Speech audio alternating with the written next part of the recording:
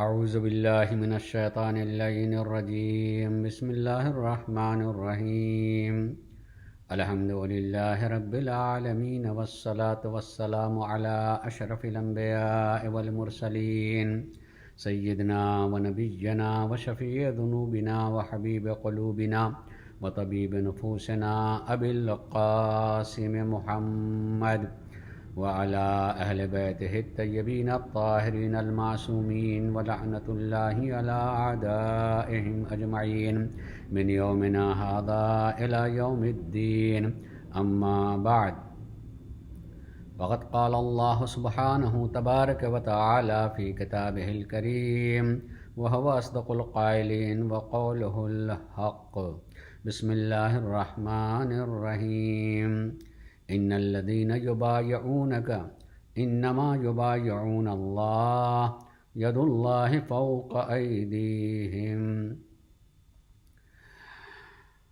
مسلسل میں سورہ فتح کی آیت نمبر 10 کو عنوان کلام بنا رہا ہوں، اور اس آیت کے ذیل میں گفتگو کا عنوان رکھا ہے بیعت اور ولایت۔ آج 5ویں مجلس ہے، 5 محرم ہو چکی، اور ابھی تک میں بیعت سے متعلق گفتگو کر رہا ہوں، اور آج بھی بیعت ہی سے متعلق گفتگو کروں گا انشاءاللہ۔ اس کے بعد سے صحیح کروں گا کہ ہم ولایت کی بھی گفتگو کریں۔ میں نے عرض کیا اور گزارش یہ کی ہے کہ ماہ محرم ہے، محرم کے واقعے کا تعلق بیعت سے ہے، اور محرم میں لفظ بیعت ہم بہت استعمال کرتے ہیں، سنتے ہیں، بولتے ہیں، لیکن بیعت کو ہم جتنا سمجھنا چاہیے اتنا سمجھتے بھی ہیں یا نہیں۔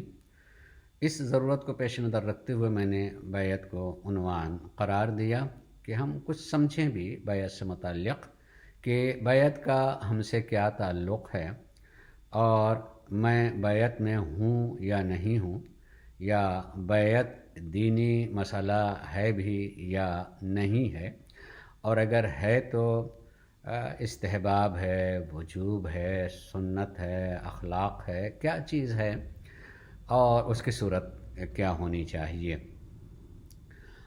اور میں اپنا امتحان لیتا رہوں کہ میں بیعت کا وفادار ہوں یا نہیں، بیعت کی وفا کر رہا ہوں یا نہیں، یا مثلاً میری زندگی میں بیعت سے کوئی تعلق نہیں ہے، یا ہم مسلک کے اعتبار سے بیعت کے منکرین میں ہیں، اس لیے کہ حسین کے ماننے والے ہیں اور حسین بیعت سے انکار کرنے والے ہیں۔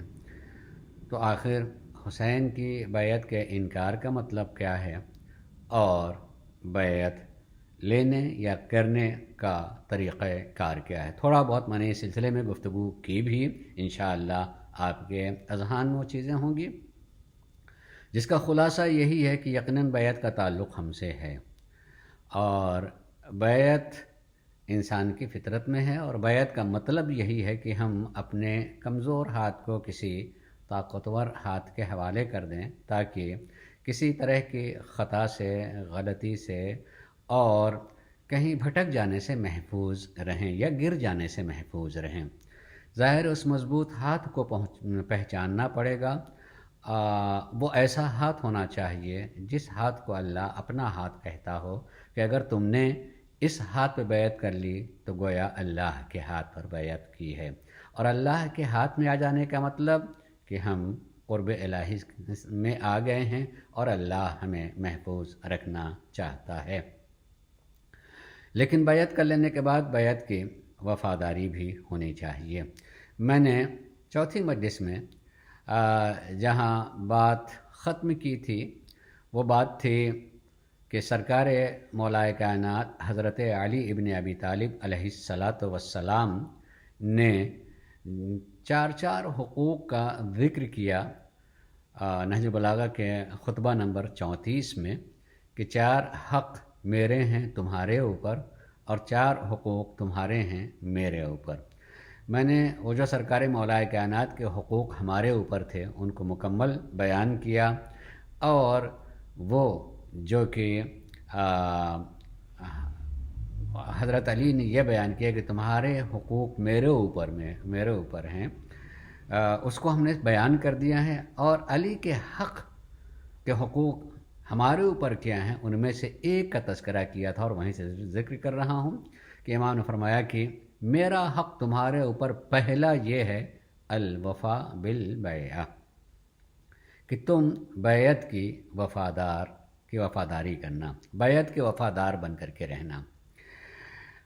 ہمیں اور آپ کو سوچنا ہے اور جاننا ہے کہ سرکار مولا کائنات یہ خطبے میں کہہ رہے ہیں، اور خطبے کا مطلب ہوتا ہے کہ سامنے کچھ لوگ ہوں جن سے ہم گفتگو کر رہے ہیں، اور وہ گفتگو بھی عام شکل میں نہیں ہوتی ہے۔ خطبے کا تقاضا یہ ہے کہ خطیب کھڑا ہوتا ہے، دوسرے لوگ جو سننے والے ہیں اس کی کوئی بھی پوزیشن ہوتی ہے، ہو سکتا ہے کہ بیٹھے ہوں، ہو سکتا ہے کہ وہ بھی کھڑے ہوں، جیسے حالات ہوں گے ویسے۔ عام طور سے وہ بیٹھے ہوتے ہیں، ان بیٹھے ہوئے لوگوں میں خطیب جو ہے گفتگو کرتا ہے، اور گفتگو جب خطیب کر رہا تھا اس خطبے کے 3 حصے معمولاً ہوتے ہیں۔ ایک حصہ اللہ تبارک و تعالیٰ کی حمد و ثنا پر مشتمل ہوتا ہے، دوسرا حصہ سرکار رسالت مآب حضرت محمد مصطفیٰ صلی اللہ علیہ وآلہ وسلم کے رسالت کے شہادت سے متعلق ہوتا ہے، اور تیسرا حصہ وہ جو اصل مطلب کہنا ہے وہ مطلب ہوتی ہے، یعنی خطبے میں جو کچھ کہنا ہوتا ہے اس مطلب کو بیان کہتے ہیں، جو پہلے سے طے کیا کہ یہ بات آج میرا اپنے سامعین کو پہنچانا ہے۔ اور چوتھا حصہ آخری جو ہوتا ہے وہ دعائیہ کلمات کے ہوتے ہیں۔ میں بالکل آج تھوڑا سا بات کی طریقے سے گفتگو کر رہا ہوں، مگر انشاءاللہ آپ سنجیدگی سے سنیں گے، بات ذہن میں رہے گی۔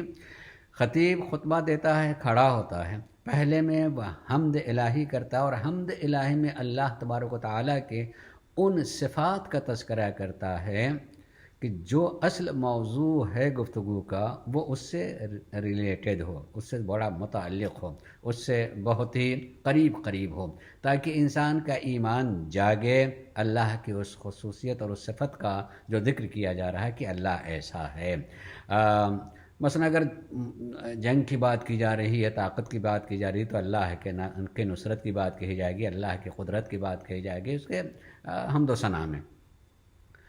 ظاہر میں پورے خطبے کو نہیں پڑھ رہا ہوں، یہاں خالی اس کو جو سرکار مولا کائنات کو بیان کرنا تھا، حقوق کو، اس کو میں بیان کر رہا ہوں کہ الوفا بالبیعت۔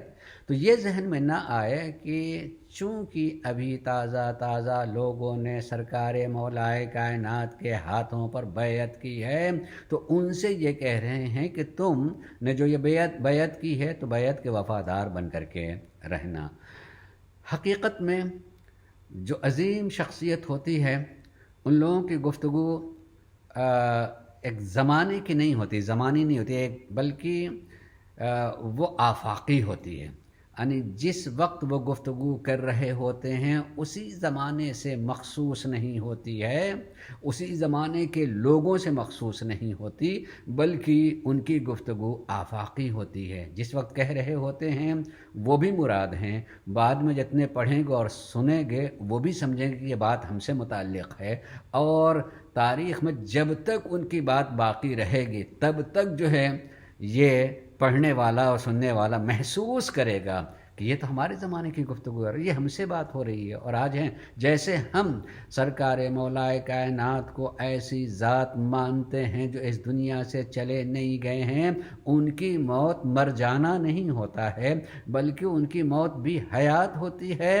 اور ہم جو گفتگو کریں، سلام کریں، ان تک پہنچتی بھی ہے اور ان سے گفتگو بھی کر سکتے ہیں۔ اگر آپ آج ہی سرکار مولا کائنات یا کسی معصوم کے قبر پر جائیں گے تو دروازے پر جا کر کے فوراً دروازے کے اندر نہیں جانا، وہاں اجازت لینی ہے، جس کو کہا جاتا ہے اذن دخول پڑھنا، یعنی ایک دعا یا اسی دروازے پہ لکھی ہوگی، یا اپنے ہاتھ میں کتاب لیے ہوں گے تو اس میں لکھی ہوگی کہ دروازے پہ کھڑے ہو کر کے ہم کیسے اجازت لیں کہ مولا ہم آ جائیں۔ یہ اذن دخول یعنی اندر آنے کی اجازت مانگنا کسی مرے ہوئے سے نہیں ہوتی ہے، ہیں وہ سن رہے ہیں لہذا ہم اجازت مانگ رہے ہوتے ہیں۔ اب اگر وہ ہیں تو ہم ان کی بیعت میں بھی ہیں، ہم ان کی بیعت یعنی ہم نے اپنے ہاتھ کو ان کے ہاتھ میں دیا ہے، ہم سہارا چاہتے ہیں، ہم تو ہر قدم جہاں ٹھوکر لگتی ہے وہاں کہتے ہیں یا علی مدد.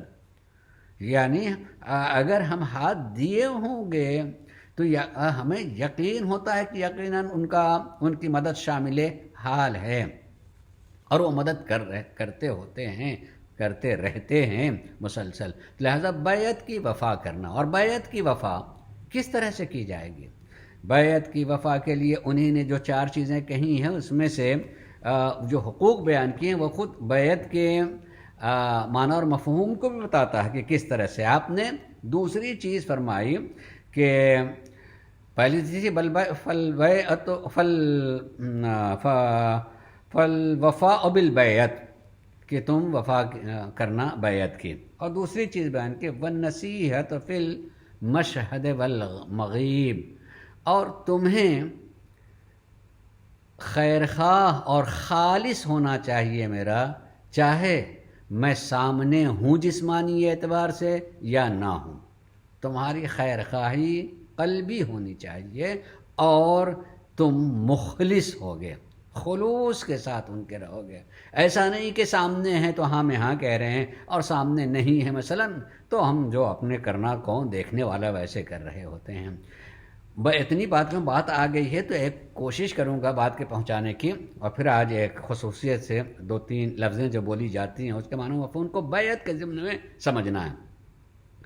کہ مولا یہ کہتے ہیں کہ تم غیبت میں بھی، یعنی اگر میں تمہارے سامنے جسمانی طور سے نہیں ہوں تب بھی، اور سامنے ہوں تب بھی تم ہمارے مخلص رہنا. عام طور سے افراد ایسے ہی ہوتے ہیں کہ اگر سامنے ہیں تو خلوص کا اظہار کر رہے ہیں، اور اگر سامنے نہیں ہے تو منمانی کی جا رہی ہوتی ہے. امام کریں نہیں. اور جہاں تک معصومین کا تعلق ہے، ایک گفتگو ہے چونکہ میرے موضوع سے الگ ہے لیکن تھوڑا سا مربوط بھی اس لیے کہہ رہا ہوں کہ معصومین علیہم الصلاۃ والسلام کا وجود اللہ تبارک و تعالیٰ کے صفات کا مظہر ہونے کی حیثیت سے ہے. یعنی اللہ کی جتنی صفتیں ہیں اللہ تبارک و تعالیٰ سامنے نہیں آ سکتا ہے، وہ جسم و جسمانیات سے مبرہ ہے.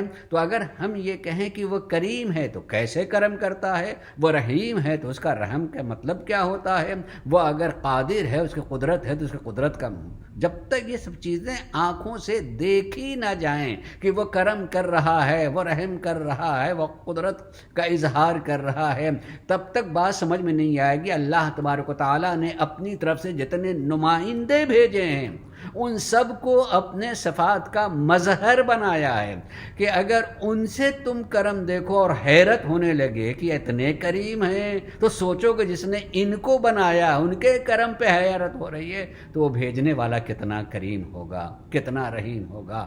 ان کی قدرت کو دیکھ کر کے انسان کو حیرت ہونے لگے کہ اتنی قدرت رکھتے ہیں. اگر دیکھیں کہ انگلیوں پر باب خیبر کو اٹھائے ہوئے ہیں اور پھر نظر پڑے کہ پاؤں بھی زمین پہ نہیں ہیں، قدرت یہ دکھائی دے کہ اللہ نے جب ان کو ایسا بنایا ہے تو خود کیسا قادر ہوگا، کتنی قدرت والا ہوگا. اگر یہ کبھی جو ہے یہ بتا دیں کہ تم سلسلے میں پہلے کیا تھے اب کیا ہو، یعنی تمہارا ماضی بھی بتا دیں تو تمہارا مستقبل بھی بتا دیں، تو سوچنا چاہیے ہے کہ آخر جب یہ اپنے صفات میں ایسے ہیں کہ جن کے لیے ماضی بھی بالکل حاضر جیسا ہو، مستقبل بھی حال نظر آ رہا ہو، تو اللہ تبارک و تعالیٰ جو اس کے جاننے میں کس قدر علیم و عالم ہوگا. یہ مظہر ہیں صفات الہی کے. اب اسی اللہ کے صفات میں ایک صفت ہے حاضر و ناظر ہونا. سنیے گا عزیزان گرامی، غور کیجیے گا تاکہ میں اپنے اس دوسرے حق کے سلسلے میں بیان کر سکوں کہ سرکار مولائے کائنات نے کہا کہ تم میرے سامنے ہونے میں بھی اور میں سامنے نہ رہوں تب بھی میرے مخلص رہنا. مخلص، اگر ہم کو مخلص رہنا غیبت میں بھی اور سامنے ہونے میں بھی، تو اللہ کی صفت ہے حاضر و ناظر ہونا. کیا آپ کسی جگہ کہہ سکتے ہیں کہ اللہ موجود نہیں ہے؟ نہیں کہا جا سکتا ہے. اور وہ ہمیں دیکھ نہیں رہا ہے؟ نہیں کہہ سکتے ہیں. وہ ہماری سن نہیں رہا ہے؟ نہیں کہہ سکتے ہیں آپ کہ نہیں سن رہا. یا اللہ کی صفات میں سے ایک صفت یہ ہے کہ وہ ہر جگہ ہے اور ناظر بھی ہے، حاضر بھی ہے، سامع بھی ہے، بصیر بھی ہے. سمیع اور بصیر ہے، سنتا بھی ہے، دیکھتا بھی ہے، جانتا بھی ہے، ہر اعتبار سے، ہر اعتبار سے. اب اگر اس کی صفت کو دیکھنا ہو اللہ کے اولیاء کے اعتبار سے تو یقیناً ان کو دیکھیے گا تو اپنے عمل سے بتاتے ہیں کہ ہم حاضر و ناظر ہوتے ہیں. دو چھوٹے چھوٹے واقعے کو بیان کر رہا ہوں، انشاءاللہ آپ کے ذہن میں بات باقی رہ جائے گی. ایک پانچویں امام حضرت امام محمد باقر علیہ السلام، سارے امام سے متعلق ملے گا مگر جو میں نے دیکھا اس کو بتا رہا ہوں کہ پانچویں امام کی خدمت ایک شخص ملنے والا آیا، اور جب ملنے والا آیا دروازے پہ کھڑا ہوا، دروازہ بند ہے، دق الباب کیا اور دروازے کو جب کھٹکھٹایا تو اندر سے امام نہ آ کر کے گھر کی جو کنیز تھیں وہ بڑھی اور بڑھ کر کے دروازہ کھولا. جس کنیز نے، گھر کی خادمہ نے دروازہ کھولا، وہ سامنے ہوئیں تو اس آدمی کا ہاتھ اس کی طرف بڑھا، نیت نسبتاً کہیں خراب ہو گئی. جیسے ہی جو ہے اس کا ہاتھ بڑھا کنیز کی طرف، اندر سے آواز آئی خبردار. خالد نے جملہ نہیں کہا، خبردار. دوسرا جملہ امام کہتے ہیں دیوار ہمارے لیے پردہ نہیں بنتی، یعنی ایسا نہ سمجھنا کہ اگر بیچ میں دیوار ہے تو ہم دیکھتے نہیں. جیسے اللہ تبارک و تعالیٰ دنیا میں ہر چیز کو دیکھ رہا ہوتا، کوئی چیز اس کے لیے پردہ نہیں بن سکتی ہے. اس نے اپنی طرف سے نمائندے بھی ایسے بھیجے ہیں کہ دیوار پر دیوار بھی ہو مگر امام دیکھ لیا کرتے ہیں، دیکھتے ہیں، پردہ نہیں ہے. گویا کہ آپ کہہ سکتے ہیں حاضر بھی ہیں اور ناظر بھی ہیں. توجہ چاہوں گا جاننے گرامی، غور کیجئے گا. بعض چیزیں چونکہ ایسی گفتگو ہوتی ہے تو آدمی کہتے ہیں بھائی یہ دیکھیے یہ میرے خیال میں جو ہے کچھ غلو کی طرف جا رہے ہیں. توجہ چاہوں گا، اور ہو سکتا ہے کہ جو مسلک شیعہ سے نہ ہو کہے کہ دیکھیے ان کو یہ تو لوگ ائمہ کو بھی خدا بنا دیا کرتے ہیں. بھائی ایک لمحے کے لیے سوچیں، اگر میں کہوں کہ اللہ موجود ہے، آدمی کہ جی اللہ موجود ہے. میں کہوں کہ یہ دیوار موجود ہے، یہ پتھر موجود ہے، میں آدمی موجود ہے، فرشتہ موجود ہے، سب کے لیے ایک ہی لفظ ہم بول رہے ہیں، موجود ہے، موجود ہے. کوئی فرق ہوا اس میں؟ لیکن ہر آدمی اس بات کو جانتا ہے کہ اگر ہم اللہ کے موجود ہونے کی بات کہتے ہیں تو اس کے وجود کا جو درجہ ہے بالکل پتھر کے درجے سے الگ ہے، فرشتے کے درجے سے الگ ہے. اور روشنی کو مثلا ہم کہتے ہیں، بہت مدھم سی بھی روشنی ہو تو ہم اس کو روشنی کہیں گے.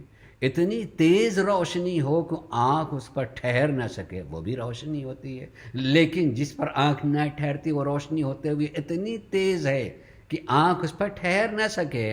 اور ایک مدھم روشنی اتنی مدھم ہے کہ اس کی روشنی میں آنکھ بھی ممکن ہے کوئی چیز نہ دیکھ پائے مگر ہے روشنی. اس کے درجات ہیں، سب کو ہم روشنی کہیں گے، اس کے درجات ہوتے ہیں. ایسی وجود کے بھی درجات ہیں. ایسے ہم کہیں کہ اللہ تبارک و تعالیٰ کے صفات کے مظہر ہیں تو اللہ جس درجے پر اس کی صفت ہے اس کے مخلوق اس درجے پہ نہیں ہے. لیکن ہم اپنے اعتبار سے سوچیں تو ہم ان کے اعتبار سے کچھ بھی نہیں ہیں، ہم اس کے اعتبار سے تو کچھ بھی نہیں ہیں. وہ حاضر بھی ہیں، ناظر بھی ہیں. درجہ ان کا وہ نہیں جو اللہ کا ہو، وہ دیکھتے ہیں. اس لیے میں چھٹے امام کا بھی، چھٹے امام حضرت امام جعفر صادق علیہ السلام کے ایک واقعے کو بیان کروں. پہلا جو واقعہ بیان کیا یہ 14 ستارے دیکھیے گا اور پانچویں امام کی حیات کو پڑھیے گا تو اس میں موجود ہے. اور چھٹے امام کے واقعے کو اگر آپ دیکھیں تو یہ کئی جگہ پر اس کا تذکرہ ہے. اور میں نے جہاں دیکھا ہے ادب فنائے مقربہ یہ کتاب زیارت جامعہ کی شرح ہے اور اس شرح میں یہ جملہ، یہ واقعہ نقل ہے. نقل یہ ہے کہ ایک شخص امام کی خدمت میں آیا افریقہ سے امام کی خدمت میں آیا. جب امام کی خدمت میں آیا اور امام سے ملاقات کی تو امام نے اس کے پڑوسی کا نام لے کر کے پوچھا فلاں کیسا ہے، اس کا کس طرح کیسا، اس کی طبیعت کیسی ہے، کیا حالات ہیں اس کے. اس نے بتایا کہ اس کا پڑوسی تھا، روز ملاقات ہوتی ہے، الحمدللہ ٹھیک ہے، بہت اچھا ہے. لیکن جیسے اس نے کہا کہ الحمدللہ ٹھیک ہے، بہت اچھا ہے، تو امام نے کہا مگر اب وہ نہیں رہ گیا، اس دنیا میں رہ نہیں گیا۔ مولانا مولا آپ کو کیسے معلوم؟ میں چلا تھا بالکل ٹھیک تھا، کوئی بیمار بھی نہیں تھا۔ امام نے کہا کہ نہیں، اب وہ اس دنیا میں نہیں رہ گیا۔ مولانا آپ کو کیسے معلوم؟ میں تو اس سے ملاقات ہوئی، دیکھ کے آیا ہوں، اور آپ کہہ رہے ہیں کہ وہ نہیں رہ گیا۔ امام نے آخر اس سے کیوں پوچھا؟ دیکھیے وہ امام کو مانتا تھا مگر شاید پہچانتا نہیں تھا، اس لیے امام نے اس واقعے کو بیان کیا کہ امام کو خالی مانو نہیں، پہچانو بھی کہ وہ کس قدرت کے مالک ہوتے ہیں۔ تم سمجھ رہے ہو کہ میں افریقہ سے آیا ہوں، یہ یہاں مدینے میں موجود ہیں، بات افریقہ کی پوچھی جا رہی ہے، کبھی امام افریقہ گئے نہیں ہیں، میرے پڑوسی کو جانتے نہیں، میں جانتا ہوں، میرا پڑوسی ہے، اس کے بارے میں پوچھ رہے ہیں، نام بھی لے رہے ہیں، اور نام لے کر کے اس کے بارے میں یہاں تک بتا دی کہ وہ نہیں رہ گیا یہاں۔ تو امام اسی لیے بسا اوقات ذکر کرتے ہیں کہ امام ماننے والا اپنے ایمان کے درجے کو پہچانے کہ میں کس درجے میں ہوں، ابھی صرف ماننے کے درجے میں ہوں، پہچاننے کے درجے میں نہیں ہوں، کہ اگر میں افریقہ میں بھی ہوں تو یہ امام پہچانتے ہیں کہ کون کس عالم میں ہے اور اس کے ساتھ حادثات اور واقعات کیا ہو رہے ہیں۔ جلدی سے گھبرا کے پوچھا کہ مولا آپ کو کیسے معلوم اور کب ایسا حادثہ ہوا کہ وہ اس دنیا میں تمہارے چلنے کے اتنے دنوں کے بعد وہ اس دنیا سے چلا گیا، اس دنیا میں؟ یعنی ساری تفصیلات بیان کر کے امام بتانا چاہتے ہیں کہ امام پہچانو وہ حاضر بھی ہوتا ہے، وہ ناظر بھی ہوتا ہے، سب کے حالات کو بھی دیکھ رہا ہوتا ہے، جان رہا ہوتا ہے۔ بھئی اسی اعتبار سے میں صرف ساتویں امام کو جو واقعہ مشہور ہے اس واقعے کی طرف بھی اشارہ کرتے ہوئے ایک گزارش کر دوں۔ ساتویں امام سے متعلق آپ جانتے ہیں، ساتویں امام کے بہت چاہنے والے علی بن یقطین، جو کہ وقت کے حاکم کے وزیر اعظم بھی امام کے کہنے ہی پہ رہے تھے، امام نے چونکہ حکم دیا تھا لہٰذا وزارت عظمیٰ کو قبول کر لیا تھا۔ اس علی بن یقطین کے پاس ایک چاہنے والے صفوان جو ہیں گئے تھے، جو جمالی کا کام، جمال یعنی اونٹوں کو کرائے پر دیا کرتے تھے سواریوں کو لانے لے جانے کے لیے۔ پہنچے، وہ سر سے گزر ہوا تو دروازے پہ کھڑے ہو گئے، اور جو نگہبان تھا اسے کہا کہ بھائی جا کے کہو کہ اس نام کا شخص اور آپ سے ملاقات کرنا چاہتا ہے۔ چونکہ اس نے کہا اور اپنی پہچان کو بتا دیا تھا، جو نگران تھا وہ چلا گیا اندر کہ بھائی جاننے والے ہوں گے۔ جا کے اندر جا کے ذکر کیا کہ آپ کا ایک جاننے والا آیا، نام یہ بتایا اور آپ سے ملنا چاہتا ہے۔ علی بن یقطین کچھ کام میں مصروف تھے، ان سے کہہ دیا نگران سے جا کے ان سے کہہ دو کہ میں آج وقت نہیں ہے ملاقات کا۔ صفوان جو ہیں جب سنا بات کو، آخر جیسے ہی نگران نے بتایا، اس محافظ نے بتایا کہ انہیں ملنے سے انکار کیا، ان کے پاس ٹائم نہیں ملنے کا، ان کے دل پہ لگی، تکلیف ہوئی کہ وہ بھی امام کے ماننے والے، میں بھی امام کے ماننے والا، مومن کا مومن کے اوپر حق ہوتا ہے، میں کوئی عہدہ مانگنے کے لیے نہیں آیا تھا، میں کوئی دولت طلب کرنے کے لیے نہیں آیا تھا، ایک مومن کا مومن پہ حق ہوتا، ملاقات کے لیے آیا تھا۔ تکلیف ہوئی مگر چلے گئے، بھائی وہ وقت کے وزیر اعظم تھے، چلے گئے۔ جب یہ چلے گئے اس تکلیف کے ساتھ ساتھ، تو علی بن یقطین اپنے امام کے خدمت میں وقفے سے جایا کرتے تھے۔ اس واقعے کے ایک دو روز کے بعد جو ہے امام کی خدمت میں علی بن یقطین گئے۔ ان کا طریقہ تھا دروازے پہ کھڑے ہو کے سلام کرتے تھے، اور امام جو ہے اندر بلا لیا کرتے تھے۔ جا کے سلام کیا، جواب نہیں آتا۔ عزیزو، معصومین علیہ السلام نے ہمیں سکھایا کہ سلام کا جواب واجب ہوتا ہے، لیکن جب کبھی امر بالمعروف کرنا ہوتا ہے تو ایک طریقہ ہوتا ہے کہ کون سا طریقہ جلدی اثر رکھے گا۔ ایک چاہنے والے کے لیے جواب نہ ملے، جو اب تک جواب مل جایا کرتا تھا، جواب نہیں ملے گا تو زیادہ دل کو لگے گا، پریشان ہوگا کہ آج امام جواب کیوں نہیں دے رہے ہیں۔ ایک مرتبہ سلام کیا، جواب نہیں ملا، دوبارہ آواز بلند کر دی، جواب نہیں ملا، سہبارہ کچھ الفاظ ذکر کر کے کہ آپ کا دیرینہ خادم آپ کے دروازے پہ کھڑا ہے، آقا جواب کا منتظر ہے، تب جواب آتا ہے، مگر جملہ بدلے ہوئے، اور یہ کہ علی بن یقطین، اگر تمہارے دروازے پر صفوان جمال کو جگہ نہیں مل سکتی تو ہمارے دروازے پر تمہارے لیے بھی جگہ نہیں ہے۔ یقین کیجئے کہ تاریخ نے کہیں نہیں ذکر کیا ہے کہ صفوان نے جا کے شکایت کی تھی کہ علی بن یقطین نے مجھ سے اس طریقے سے منع کر دیا ملنے سے، نہیں، قطعاً نہیں، وہ آئے نہیں ہیں دروازے پر، لیکن امام حاضر بھی ہوتا ہے، ناظر بھی ہوتا ہے، کون کس کے ساتھ میں کیا سلوک کر رہا دیکھ رہے ہوتے ہیں، اس لیے یہ بات کہی۔ اور ادھر جیسے ہی امام کی اس بات کو سنا اور فوراً علی بن یقطین نے کہا کہ مولا ہاں مجھ سے غلطی ہو گئی ہے، مجھ سے یہ غلطی ہوئی ہے، میں نے اندر نہیں آنے دیا صفوان کو، لیکن وہ کہاں کوفے کا رہنے والا، وہ چلا گیا، وہ آیا تھا ملنا چاہتا چلا گیا، میں مدینے میں کوفے تک جانا مثلاً یہ ایک مدت چاہتے ہیں، اور اتنی مدت تک خالی یہ خیال ہونا کہ وقت کا امام مجھ سے ناراض ہے، میں کیسے برداشت کروں گا میرے آقا؟ جیسے یہ ندامت کے الفاظ نکلے ہیں تب امام نے کہا کہ نہیں، ٹھیک ہے، اس کی ذمہ داری میری ہے کہ تم جلدی سے کیسے پہنچ جاؤ گے، یہ وقت نہیں لگے گا، وقت کے بغیر تم پہنچ جاؤ گے۔ لیکن یہاں پر بھی امام نے یہ نہیں کہا کہ ایسے نادم ہو تو اچھا آ جاؤ میں بلا لیتا ہوں، نہیں، کہا کہ نہیں، پہلے وہ وہاں سے معافی لے لو گے تب آؤ گے، ورنہ اس کے بغیر نہیں۔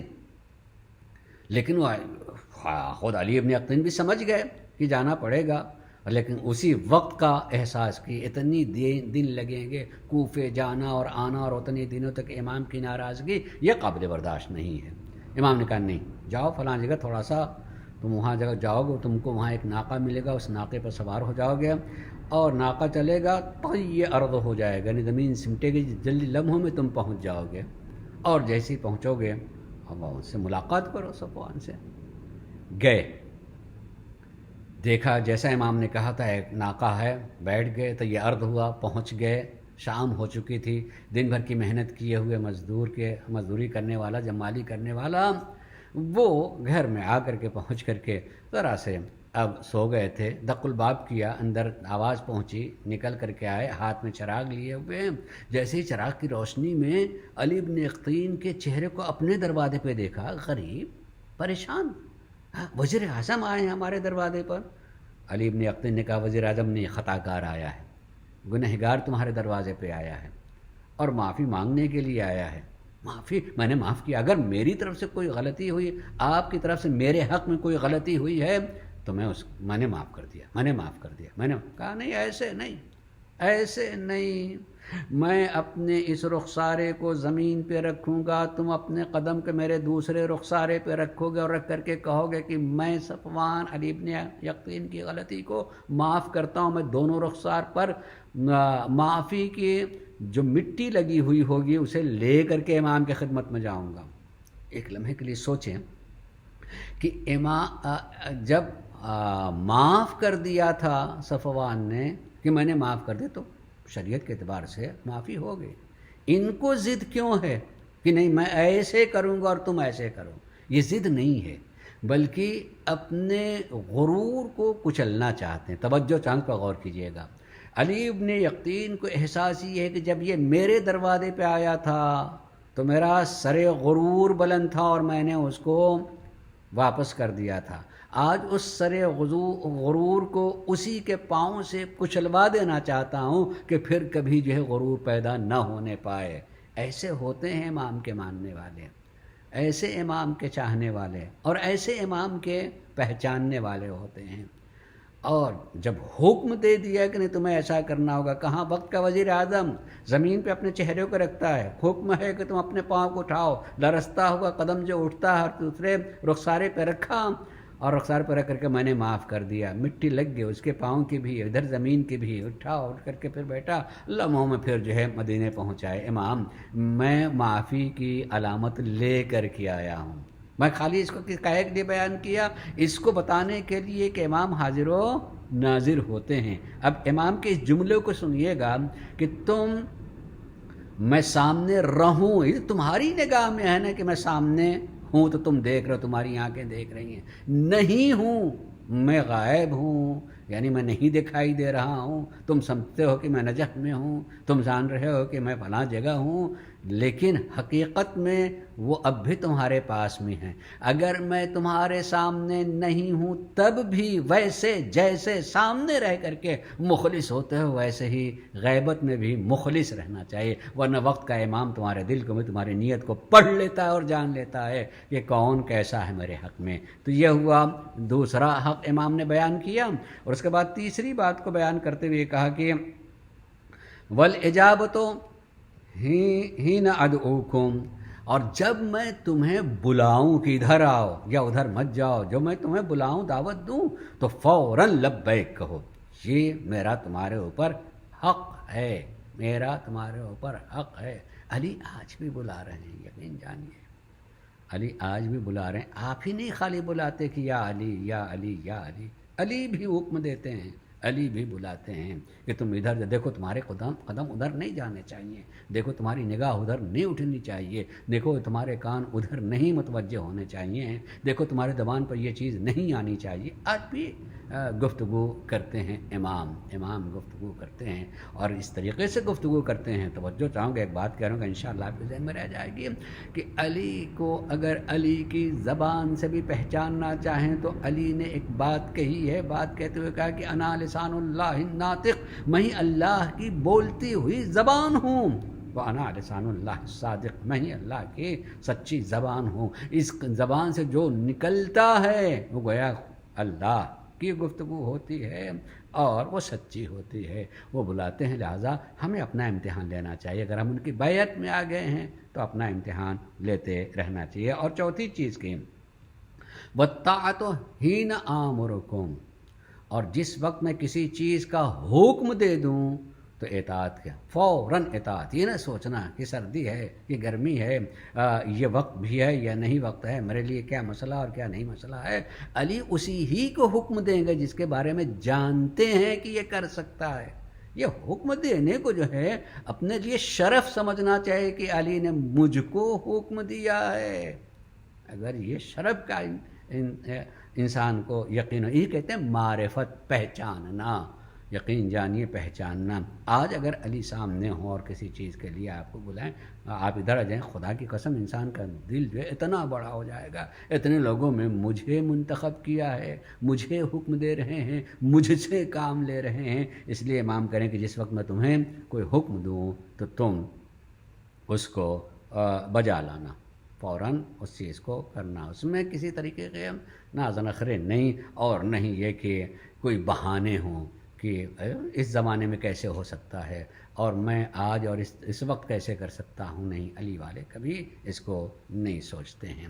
یہ سب بیعت کے آثار میں سے ہیں، اس لیے کہ امام نے بیعت سے متعلق ہی یہ بات کہی ہے کہ الوفا بالبیعت، وفا کے تم بیعت کے وفادار بن کے رہنا، اور وفادار ہونے کا مطلب یہی ہوتا ہے کہ ہم وہ کریں جو وہ چاہتے ہیں۔ توجہ چاہوں گا عزیزو، ایک آخری بات کہتے ہوئے تاکہ ہم مصائب کی طرف آ سکیں۔ یہ زمانہ ازا کا ہے، اور بہرحال مومنین جو آتے ہیں یا سنتے ہیں، ایک تمنا ہوتی ہے کہ مصائب کا ذکر ہوتا ہماری آنکھوں میں آنسو آئیں تھوڑے، اس لیے اس کا بھی خیال رکھنا ہے۔ اس کا خیال رکھتے ہوئے پہلے یہ بات کہوں گا کہ بیعت کر کے ایک وفا کے خلاف کیا چیز ہے کہ وہ کوئی آدمی بیعت کر کے بیعت توڑ دے۔ بیعت توڑنے والے کو کیا کہا جاتا ہے؟ ناقص۔ اچھا، ناقص اس میں نون ہے، الف ہے، کاف ہے، قاف نہیں ہے، کاف ہے، اور سین یا صاد نہیں ہے بلکہ فا ہے، 3 نقطے والا اوپر سے فا، ناقص یعنی توڑنے والا۔ سرکار مولا کائنات کے صفات میں 3 چیزیں پڑھی جاتی ہیں، کہا جاتا ہے، اور آپ بولتے ہیں، اس کو سمجھیں آج کہ قاتل الناقصین، علی وہ ہیں جنہوں نے جنگ کی ناقصین سے، وقاتل المارقین، اور علی نے مارقین سے جنگ کی، وقاتل القاسطین، قاسطین سے بھی آپ نے جنگ کی۔ قاتل الناقصین والمارقین والقاسطین، یہ ہے کیا چیز؟ بولتے ہیں یہ ہے چیز، سب دیکھیے بیعت سے تعلق رکھتی ہے کہ اگر کوئی بیعت کو توڑ دے تو ناقص کہا جاتا ہے۔ جماعت ہیں تو وہ ناقصین ہیں، ایک پوری جماعت اس نے کیا۔ اگر آپ تاریخ میں دیکھیں گے تو امام کی جنگ ناقصین کے کہاں ہوئی؟ کس جنگ کو کہا جائے گا؟ جنگ ناقصین. وہ جنگ ہے جنگ جمل. جنگ جمل بیعت توڑنے والوں سے سرکار مولا کائنات نے کی تھی. آپ کو پتہ ہے طلحہ اور زبیر جو ہیں سرکار مولا کائنات کے بیعت کرنے والوں میں سے ہیں. بلکہ آپ شاید تاریخ کا تھوڑا سا مطالعہ میں ہوگا تو اس کی اہمیت کی طرف متوجہ ہوں کہ جب خلافت کا قیام ہوا تو جن لوگوں نے بیعت نہیں کی تھی علی کے ساتھ، علی کے گھر میں تھے، ان میں سے یہ طلحہ زبیر بھی تھے. کبھی ان لوگوں نے بیعت نہیں کی تھی خلافت کی، علی کے ساتھ میں تھے.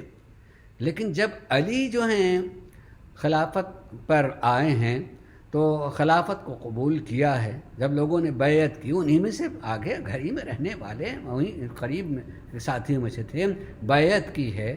لیکن ان کی نگاہ میں یہ تھی بات کہ ہم نے مسلسل ان کا ساتھ دیا ہے اور حکومت کی بیعت نہیں کی ہے، اب علی جو ہیں وقت کے خلیفہ ہو گئے ہیں تو ہمیں بڑے بڑے عہدے ملیں گے. دیکھیے بیعت جو ہے عہدے کی لالچ مت. آدمی پہچانا جاتا ہے اس وقت، پہچاننے کا مرحلہ اور موقع وہ ہوتا ہے کہ کتنے مخلص ہیں. وہ اپنے عہدے کے مخلص تھے یا علی کے مخلص تھے، اور جب انہیں کچھ عہدہ نہیں ملا تو بیعت توڑ کر کے جو ہے مکے کی طرف بھاگے. امام نے رابطہ کیا. اس وقت جو ان لوگوں نے ایک جو ہے عذر پیش کیا تھا، جی ہم نے بیعت تو کی تھی لیکن دل سے بیعت نہیں کی تھی، ظاہراً ہاتھ سے ہم نے بیعت کر لی تھی. ان کے ساتھ میں جتنے تھے سب نے بیعت توڑنے والوں میں سے تھی. یہ بیعت ناقصین ہے کہ جو بیعت توڑنے والوں سے سرکار مولا کائنات نے جنگ کی ہے. تو جو بیعت توڑ دیں تو جس کے ہاتھ پہ بیعت کی ہے اس کے سامنے جو ہے وہ آ جاتا ہے، اس کے مقابل میں آ جاتا ہے، وہ ان کے گویا کے مقابل میں آ کر کے جنگجو ہو جاتا ہے. سرکار مولا کائنات کی ایک جنگ ناقصین ہے. دوسرے جو ہے جنگ قاسطین. جنگ قاسطین کون ہے؟ قاسط کس کو کہتے ہیں؟ اور تیسری جو ہے جنگ مارقین ہے. یہ مارق کون سا ہوتا ہے؟ قاسطین ظلم کرنے والے کو کہتے ہیں. قاسط ظلم کرنے والا اور حق کو چھوڑ دینے والا. تو جو ظلم کرے اور حق کو چھوڑے اسے قاسط کہا جاتا ہے. یہ کون لوگ تھے؟ صفین والے. آپ کو پتہ ہے کہ جب سرکار مولا کائنات خلیفہ ہو جاتے ہیں تو حکومت شام نے انکار کر دیا. حق کو جو چھوڑ دے وہ قاسط ہوتا ہے. ارے علی تو وہ حق ہیں کہ جسے رسول نے کہا کہ علی مع الحق والحق مع علی، اور اتنے ہی نہیں بلکہ یہاں تک کہہ دیے کہ حق ادھر چلتا ہے جدھر علی چلتے ہیں. تو جن لوگوں نے حق کو چھوڑا ہی نہیں، ظلم کیا، انہیں قاسط کہا جاتا ہے. جنگ صفین یہ جنگ قاسطین ہے. جنگ قاسطین سے جنگ کیا ہے. اور مارقین، مارق کسے کہتے ہیں؟ مرقہ کہتے ہیں کمان سے تیر کا نکلنا. خالی ایک ہی معنی نہیں، دوسرا معنی اس کا یہ بھی ہے کہ کمان سے تیر اتنی شدت سے چلے کہ اگر کسی شکار کو نشانہ بنائے تو شکار کو لگے اور تیر اس شکار میں ٹھہر نہ جائے. اتنا تیز چلا ہے کہ تیر شکار کو چھیدتا ہوا باہر نکل جائے تو اسے مارقہ کہا تھا. مارق کی چھید کر کے باہر نکل گیا ہے. یہ گویا حق سے دور چلے جانا، اتنی دور کہ بہت دور چلے گئے ہیں، اسے مارق کہا جاتا ہے. یہ کون لوگ ہیں؟ یہ جنگ نہروان. کون سے کن کے ساتھ میں ہوئی ہے؟ وہ خارجیوں کے ساتھ میں. تو ان کو خارجی کہا جاتا ہے، جو خارج ہو گئے، دور چلے گئے، یعنی حق کو چھوڑ کر کے گویا کہ بہت دور نکل گئے ہیں. تو امام ناقصین کے ساتھ بھی جنگ کر رہے ہیں، قاسطین کے ساتھ بھی جنگ کیا ہے، اور مارقین کے ساتھ میں بھی جنگ کیا. سب کا تعلق بیسے کہ جن کے ہاتھ میں اپنا ہاتھ دینا چاہیے تھا دے کے چھوڑا لیا ہے ہاتھ کو، وہ ناقص ہو گیا. اور جس نے ظلم بھی کیا اور حق کا ساتھ چھوڑ دیا وہ قاسط ہو گیا. اور جو چھوڑ کے بہت دور نکل گیا وہ خارجی ہو گیا، دور نکل گیا. یہ سرکار مولا کائنات نے ان کے ساتھ میں جنگ کی. عزیز ہو، پھر میں خالی یہ باتیں کہ اگر خالی داستانوں کو، واقعات کو آپ کے ذہنوں تک لانا نہیں ہے، بلکہ آپ کو یہ جاننا اور سمجھنا بھی ہے کہ آخر میں علی کو مانتے ہوئے کس مرحلے میں ہوں، کہاں ہوں۔ اس لیے میں نے پہلے دن جو بات کہی تھی کہ ہمیں استحباب کے حد تک یہ حکم ہے کہ ہر صبح نماز فجر کے بعد جو ہے دعائے عہد پڑھے، جس میں یہ جملہ ہے کہ اجددو فی صبیحۃ یومی ھذا، اس دن کے شروع ہوتے ہی ساتھ میں تجدید کرتا ہوں۔ کیا ہے کہ تجدید کر رہا ہوں؟ اپنے عہد و پیمان کے، اپنے بیعت کی، اور لا ازول عنہا، میں اپنی اس بیعت سے بالکل الگ نہیں ہوں گا، بالکل بیعت سے الگ نہیں ہوگا۔ 40 دنوں تک تو حکم ہے، 40 دنوں میں روزانہ کی دہرائی جانے والی زبان پھر جو ہے شرمانے لگے کہ میں روز کہتا ہوں، آخر میں کب تک ایسے ہی کہتا رہوں گا اور بیعت پر ثابت قدم نہیں رہوں گا اور بیعت کا وفادار نہیں بنوں گا؟ ورنہ جیسے ہی وہ سارے اعمال انجام دیے جو ان کی مرضی کے خلاف ہو جائیں تو بیعت سے آدمی نکل جاتا ہے، ان کے حکم سے دور ہوئے تو بیعت سے آدمی نکل جاتا ہے۔ اس لیے بیعت ہماری ضرورت ہے اور اس کو پہچاننا بھی ہے۔ عزیزان گرامی، اور جو بیعت کر لیتا ہے وہ پھر اس کو اپنے ہاتھ، اپنے جان کی اور کسی چیز کی بھی کوئی حیثیت نہیں ہوتی ہے، بلکہ اس کو کہنے کی ایک بات، اور بالکل میں ربط مصائب تک آ جاؤں گا، کہ غور کیجئے گا کہ جو واقعاً بیعت کر لیتا، حوالے کر لیتا ہے، وہ جان جانے کو جان دینا نہیں سمجھتا ہے، بلکہ اپنے وجود کے قطرے کو اپنے محبوب کے وجود میں ملا دینے کو کہتا ہے، کہ میں اس کا جز بن جاؤں۔ جیسے یوں کہوں کہ اگر آسمان سے بارش کے قطرے ہوں، اگر وہ یوں ہی چٹیل میدان میں قطرے پڑیں تھوڑی دیر میں جو ہے وہ غائب ہو جائیں گے، لیکن اگر وہی قطرہ سمندر میں پڑے تو سمندر کی بقا کے ساتھ ساتھ وہ خود باقی رہے گا۔ جو اپنے کو عظیم شخصیتوں کے حوالے کر دیتا ہے وہ جانتا ہے کہ میں حوالے ہو کر کے ان کی بقا کے ساتھ باقی رہوں گا، میری فنا نہیں ہے، بلکہ نظروں سے اوجھل ہو کر کے اسی سمندر کا جز بن جاؤں گا۔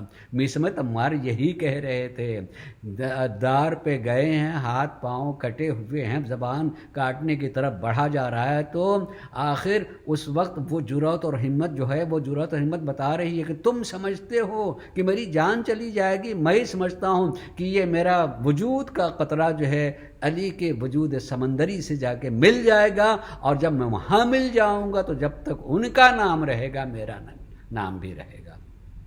یہ ہوتا ہے بیعت کر لینے کا نتیجہ، اپنے کو حوالے کر دینے کا نتیجہ، کہ بالکل اس کے حوالے ہو جائیں اور اپنے وجود کے قطرے کو ان کے شامل حال کر دیں تاکہ ہمیشہ کے لیے باقی رہ جائیں۔ چلیے ہم دیکھیں گے کہ ہم اور آپ جو ہیں، جو اس مہینے میں ان دنوں میں آ رہے ہیں، آپ سوچیں کہ 5 تاریخ ہو گئی، اور 5 تاریخ ہوتے ہوتے کتنی جلدی دن گزر رہے ہیں، لیکن اسی کے ساتھ ساتھ سوچیں کہ حسین کے ساتھ مختصر ہیں، لیکن مختصر بھی میں نے کہیں نہیں دیکھا ہے کہ حسین نے بیعت مانگی ہے کہ آؤ میرے ہاتھ میں بیعت کرو، لیکن جتنے ہیں ان سب نے حسین پر اس کے ہاتھوں پہ بیعت کی ہے، اور بیعت کر کے یعنی اپنے کو ان کے حوالے کیا ہے، اور اس قدر حوالے کیا ہے کہ اس حوالگی میں رشتے کی کوئی حیثیت نہیں ہے، بلکہ اب ان کے سامنے کوئی رشتہ ہے تو وہی رشتہ ہے کہ وہ ہمارا امام ہے، ہم ان کے بندے ہیں، وہ غلام ہیں، ہم ان کے غلام ہیں۔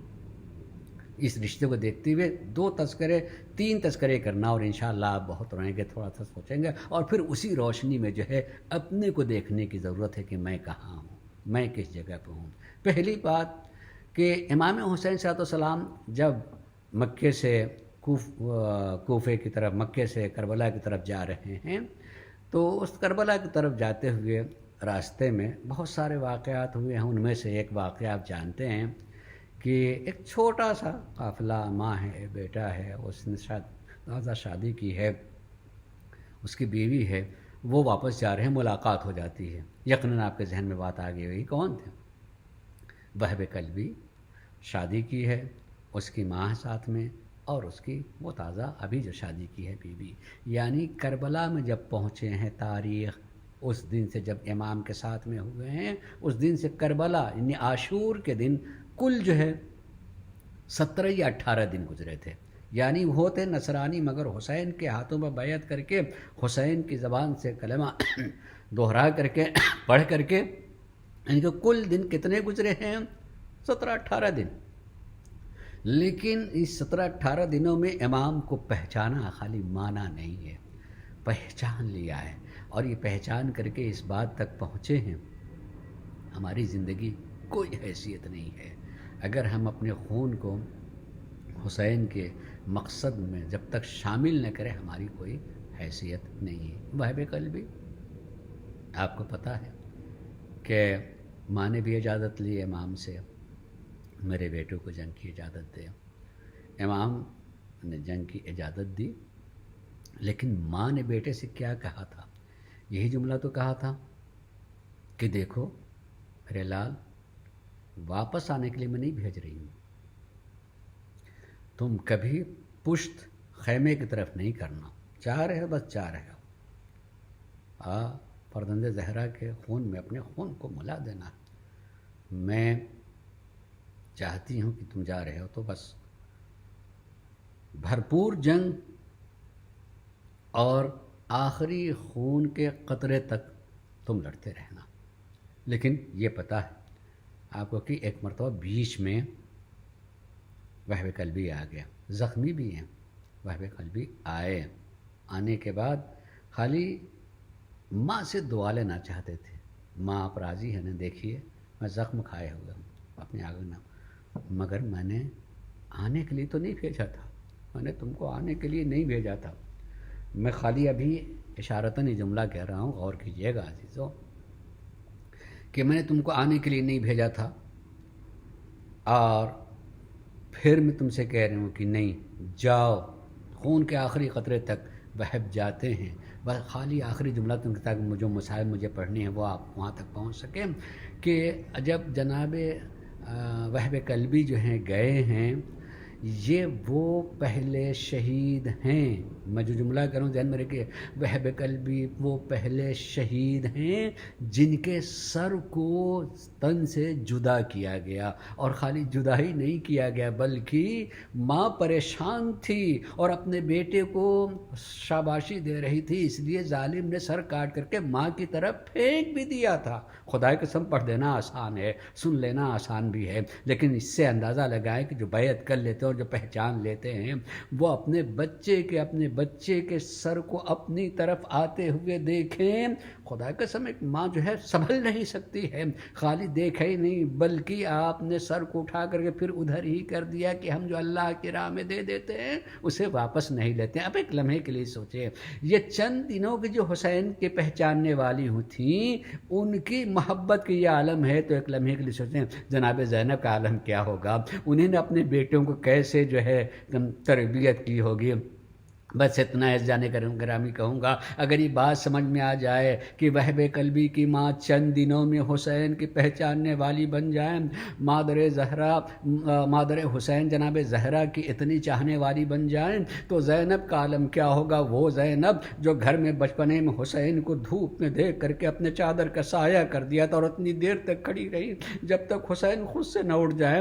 उन्होंने अपने बच्चों को कुर्बान करने के लिए शब आशूर में देखें तो अपने बच्चों को यही दर्द दे रही, मेरे लाल देखो कल जंग का दिन है, याद दिला देना कि तुम किसके नवासे हो और किनके पोते हो। लोग जो है समझ जाएं कि ये अली के नवासे हैं, लोग समझें कि जाफर तैयार के पोते हैं। तैयार किया है, तैयार करके जो है जब भेजा है, इमाम हुसैन ने जो है इजाज़त ना दी, तो तारीख़ ये कहती है कि एक मरतबा जनाब ज़ैनब कुबरा सर झुका करके आई हैं। जनाब इमाम हुसैन ने पूछा, बहना ऐसे कैसे? उस वक्त एक जुमला कहा था, भैया तुमने कभी ज़ैनब की बात को टाला नहीं है, एक तकाजा लेकर के आई हो, उम्मीद है कि टालोगे नहीं। ये कह करके मतलब कहा, बच्चे तुमसे जंग की इजाज़त मांग रहे, उन्हें इजाज़त दे दो। अब हुसैन मना कैसे करेंगे?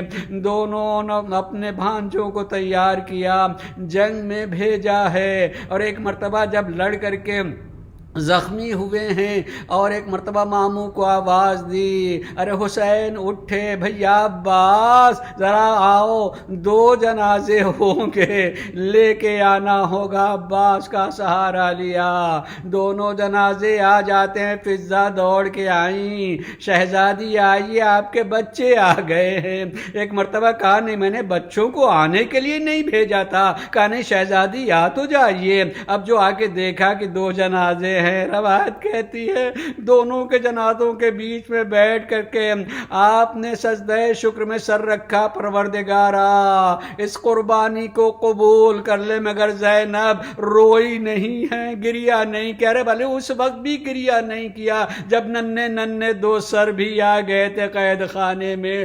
لوگوں نے حیرت سے پوچھا کیا ان کی ماں نہیں ہے کیا؟ ایک مرتبہ زینب نے کہا نہیں ماں اب بھی زندہ ہے، مگر میں پہلے اپنے بھیا ماں جائے حسین کا ماتم کروں گی۔ روئی کم جب مدینے واپس آ گئی اور اس کمرے میں گئیں، اس حجرے میں گئیں جہاں بچوں کے بستر کو دیکھا، ماں کا دل تھا، یاد آ گیا، اور یاد اس طرح کے جی بھر کے رویا، عبداللہ ہم تمہارے بچوں کو حسین پر نثار کر کے آئے، اللہ لعنت اللہ علی قوم الظالمین سیعلم الذین ظلموا ای منقلب ینقلبون۔